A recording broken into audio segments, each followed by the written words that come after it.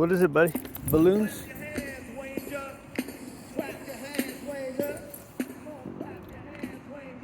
Look. They're weird, right?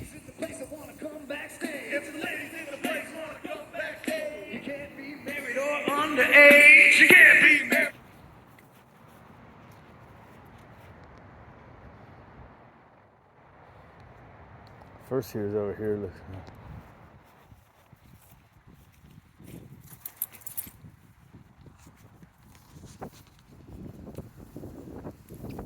Right, that's no big deal, right?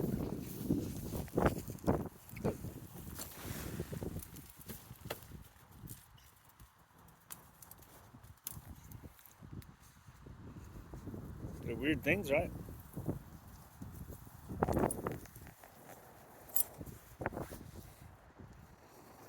Too bad the fence is there where you can't actually explore them.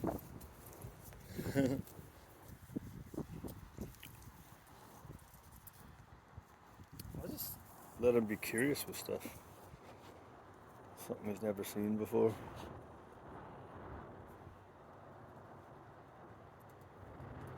Oop.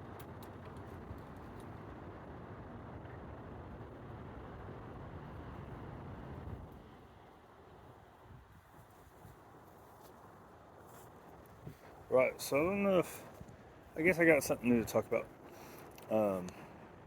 Ginger's mom last night. So Ginger's a 1-year shepherd mix. She's been having a lot of problems at home.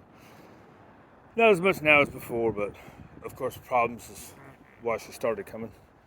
But her problem is they have toys all over the place, leaving her unsupervised.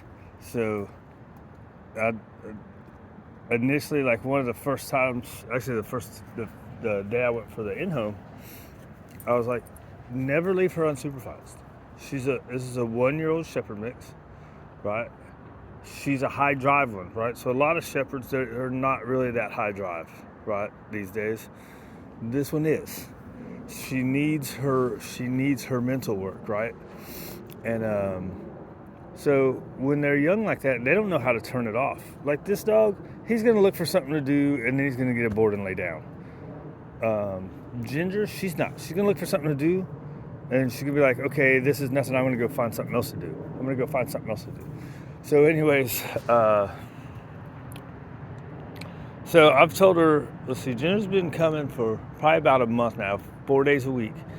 I've told her probably 3 of those days, every week, that she can't ever be unsupervised. So, was it yesterday? So what's today? Friday, so it would have been Wednesday nights. She's like, yeah, I had her in the backyard, or it might even been Tuesday night. Sometimes she doesn't tell me stuff right away. You know, that's understandable. I forget stuff and then it comes up a couple days later. Come on, buddy.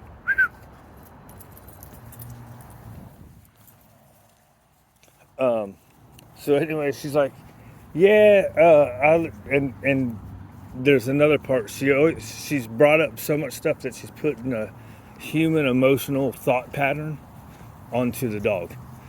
Like every week there's 1 or 2 things I'm like, that's not how their brains work. And it's about the same thing. It's always, she was mad because I did this. And like, she doesn't do that because she's mad because you did that. She's doing that because she's looking for something to do and you're not supervising her. So she's gonna try to get away with it, right? So when he starts pulling, I just stop, he backs up, I go. So anyway, she left it in the backyard.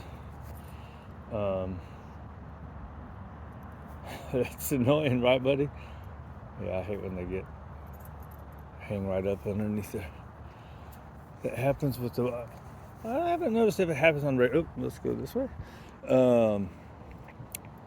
So she dug a big hole in the yard. I'm like, hey, you gotta catch her, because they're releasing energy. And she's like, well, you know, she was mad because I left her in the yard. It was only like 15 minutes. And I'm like, she wasn't mad because you left her in the yard. She is releasing energy. She's looking for the next thing to do. Digging, you know, for some dogs, is a release of energy. And I would imagine that's probably part of the reason that people gave up on her, is they didn't know she had toys all over the place. They're probably trying to just man, we can't exercise her enough. It's because you're giving too much exercise. So it's overstimulation for some dogs, right? I was like, she's not mad that you left her in the backyard. You know, who knows? Maybe she saw a squirrel go up the tree. She couldn't get the squirrel, so then she goes and starts digging. The digging feels good. She doesn't get stopped. She keeps digging because it feels good. And she's like, yeah, she was so manic and just breathing hard. Like, well, they breathe hard because of the exercise. She's like, no, I could tell she was all manic. I was like, well, because she's looking for something to do, and she wasn't directed to do something constructive. Right? It's like a boy. It's like until she learns to turn it off. So probably what happened, you know, it's all guesses of what people did. Probably what happened is the dog's always looking for something to do, so they kept giving her something to do, so they're reinforcing, I gotta find something to do. So with these dogs, if we don't teach them young to turn it off, they're not going to. And especially if we're reinforcing the behavior. If we allow stuff to happen, we're reinforcing it. Right, we don't want to, but we are. That's why you can't just ignore things. Certain things. Certain things, that's the move to do, but stuff like that, no. Trying to chew on the wall, you can't ignore that. Digging, you can't ignore that. And this isn't a dog that you would go and make a dig pit. Uh-oh. Right? So they can constructively dig. This is a dog you have to keep busy and teach to relax. Right? Come on, buddy. That's why everything I do is, like with her, it's about 4 or 5 minutes of working in high arousal. Then I'll bring it down. I'll give her a little break. Come on, buddy. Then I'll give her a little break. And then it's mellow work for 4 or 5 minutes. Then I bring it back up. And I bring it back down.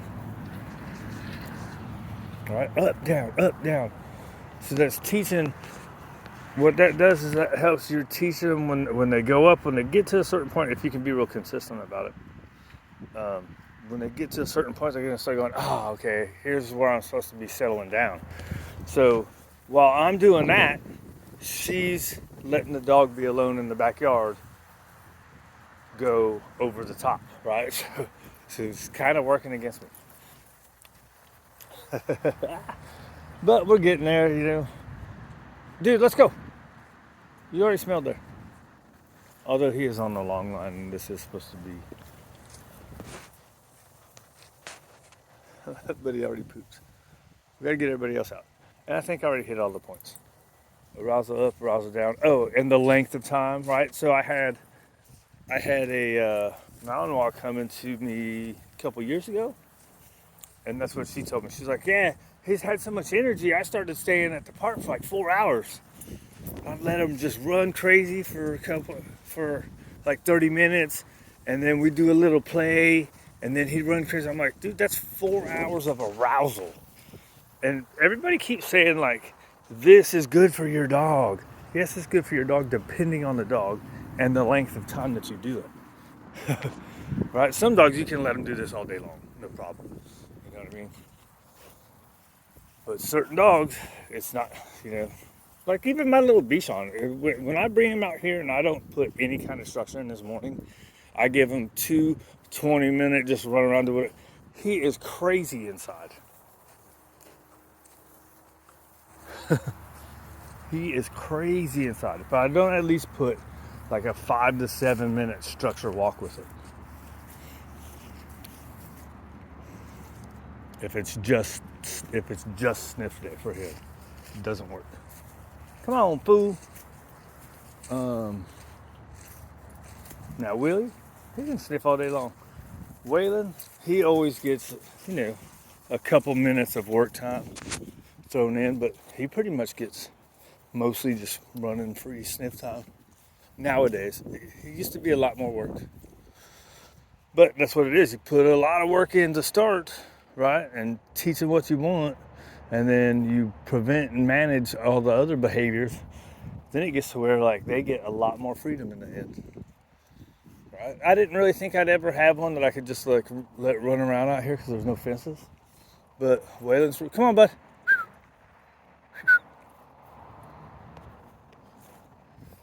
Waylon, Crew's great.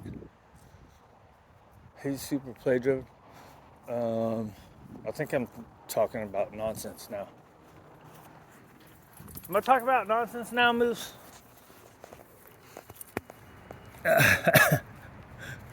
Under the chin.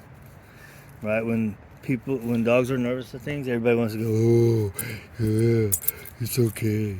If anything, a little under the chin, just ignore them. Just the balloons. He's not nervous about it now, but you don't have to console your dog about stuff. Just ignore it. Oh, that's what I was going to talk about to start with, was being nervous of the balloons. Or new things. Ignore them, act like it's nothing. That was another thing. Some sound happened or something when they were walking in the alleyway, and she always wants to go to, the dog is scared, right? That Ginger is scared. And she was walking with her friend who is a real experienced dog person. And she just acted like nothing, so Ginger followed her instead of staying with her mom. It's like, yeah, because you were trying to console her. She ain't going to stay with your consoling energy in that moment, right? And any sound that happens, you're going to be like, huh? It's just the level of how you react to it, right? But she always says that Ginger's scared. I'm like, this dog is not scared of a thing, dude. It's a natural response to be like, huh? Huh? What was that? Good boy. So anyways, a lot of people hold on to that stuff instead of letting it go. Dogs don't care, dude.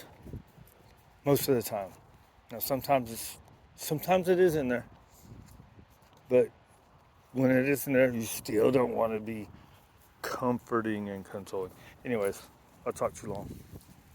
I don't even know what I'm talking about now. I don't know what I was talking about at the start of it. Yeah, I didn't stay on topic at all. Well, sort of, kind of. I wanted to talk about the balloons and then Ginger.